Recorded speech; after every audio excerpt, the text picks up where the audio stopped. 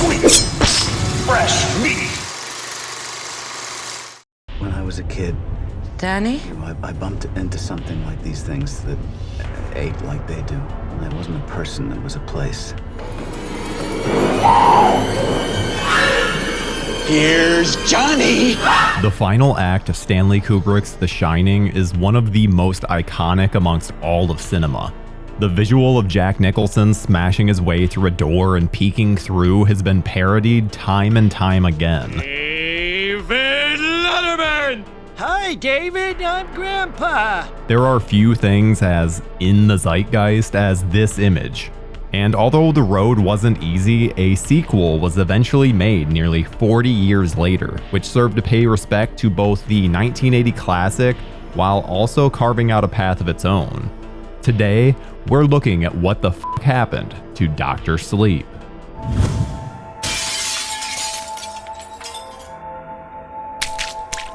There had been rumors of both a sequel and a prequel film to The Shining for many years. The book had many interesting tales of the craziness going on at the Overlook Hotel over the years, one of which being a rather vicious mob killing, so it's not exactly a surprise. Then add to it the mixed reputation the film has.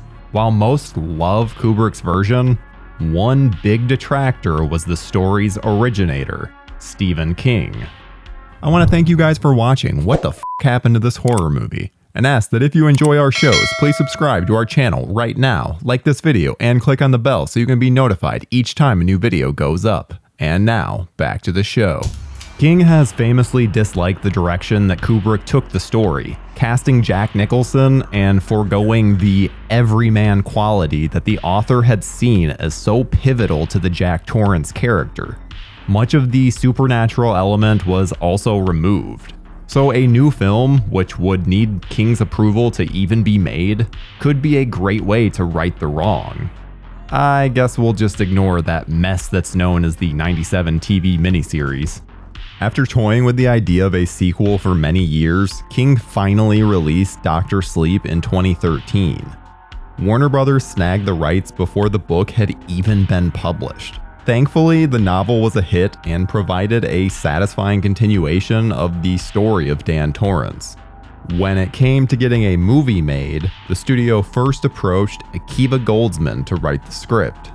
Goldsman had been a very successful screenwriter for decades, providing the scripts for A Beautiful Mind and Batman Forever, amongst many. But his directorial debut, Winter's Tale, was an absolute box office bomb, and his version of Doctor Sleep was never able to get off the ground. The project languished, with producers unable to agree on a final product. When Mike Flanagan started to make a name for himself with films such as Hush and Oculus, Doctor Sleep was the first property he had his eyes on to adapt. See, Flanagan had always been a massive King fan since childhood, and the new King novel really spoke to him.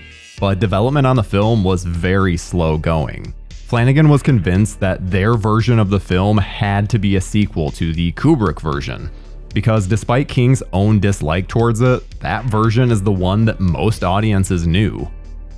After much convincing, King finally lamented due to Mike's strong vision, but still, the studio was hesitant. The movie would require a rather large budget, and the original movie had come out nearly 35 years prior. Would audiences even show up?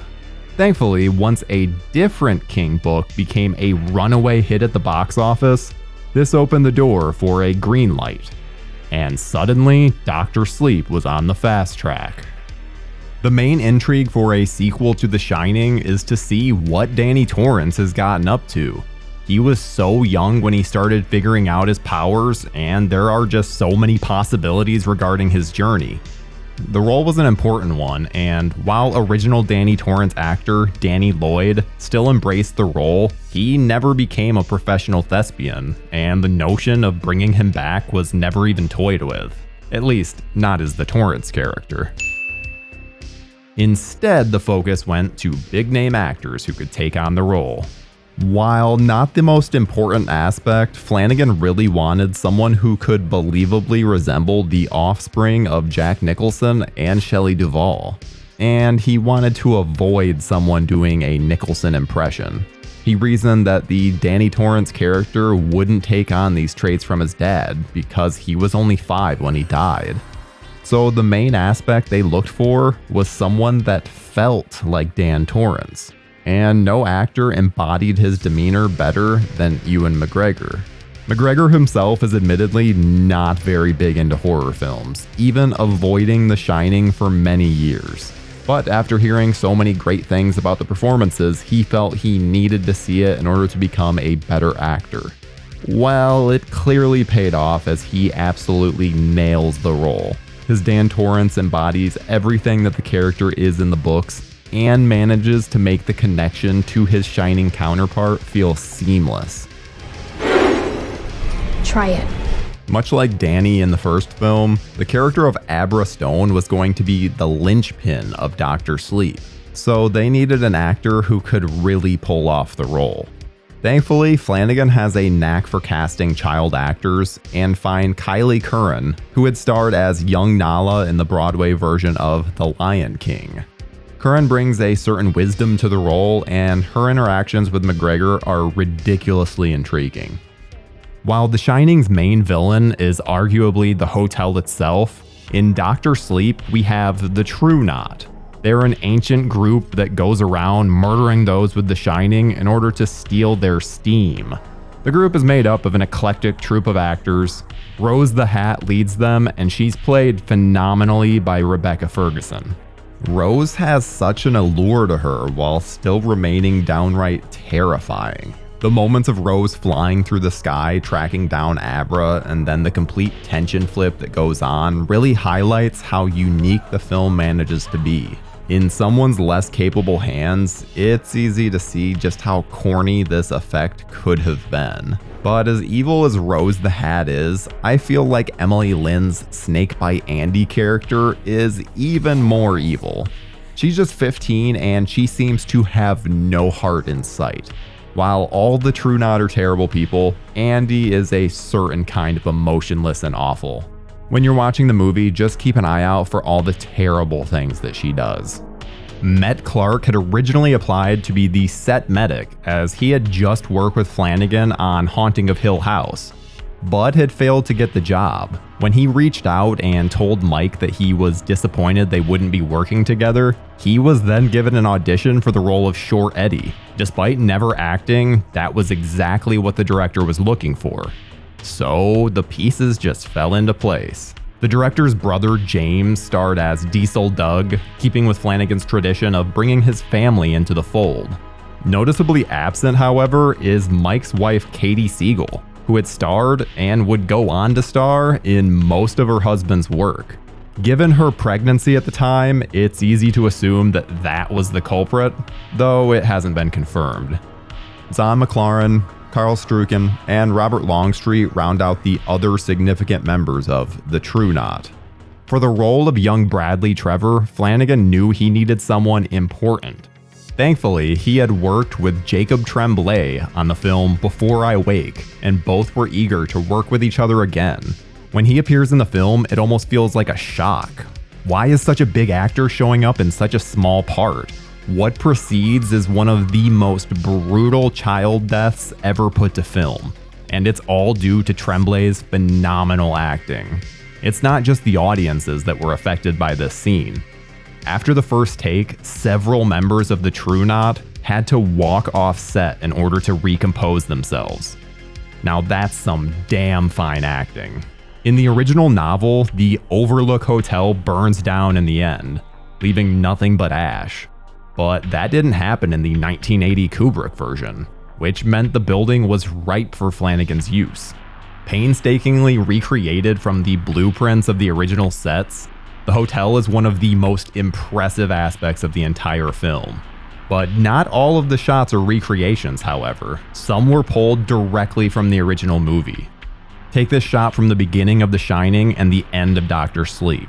While snow was added, and they did swap day for night, these are the exact same 3 shots.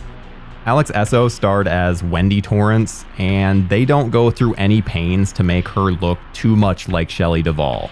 but her performance feels right out of 1980. You scare me half to death. Same with Carl Lumbly, who takes on the role of Dick Halloran from Scatman Crothers. These actors really embody their characters.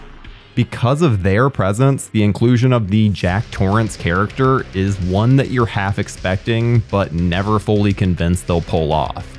That is until you see it for yourself. You gonna take your medicine? Henry Thomas does a fantastic job recreating the Jack Nicholson performance, and while the makeup isn't perfect, he really inhabits the essence of Jack.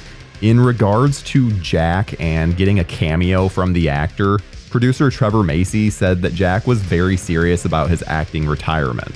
Spielberg had even tried to coax him into a cameo for Ready Player One, but was refused. So the production didn't believe they could convince him better than Spielberg. I mean, yeah. But thankfully, he was said to be very supportive of the sequel. The music from Doctor Sleep comes from frequent Flanagan collaborators, the Newton Brothers.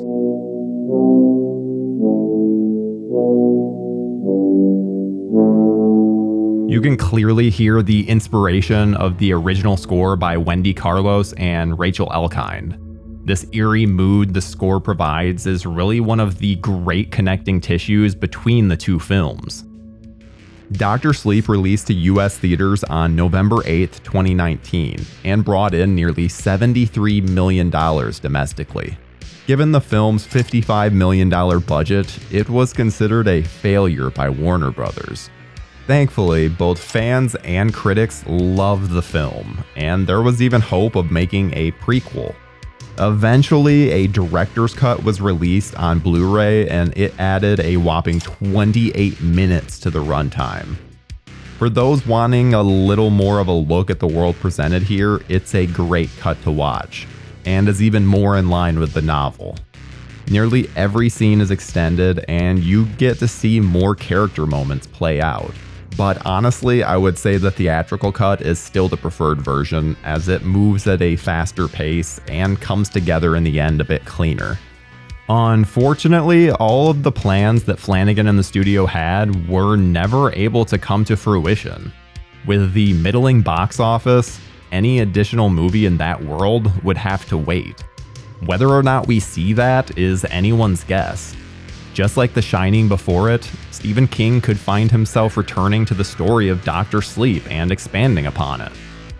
Given the exciting places you can take the Abra character, consider myself one of those people very intrigued by what that movie could possibly be. But that may just be a story for one of our other shows. Do you like Doctor Sleep? What's one fact that you know about the film that we didn't cover? Leave it in the comments below, and we'll see you in the next video. What's in those? Something special, huh? They're not special. They're starving.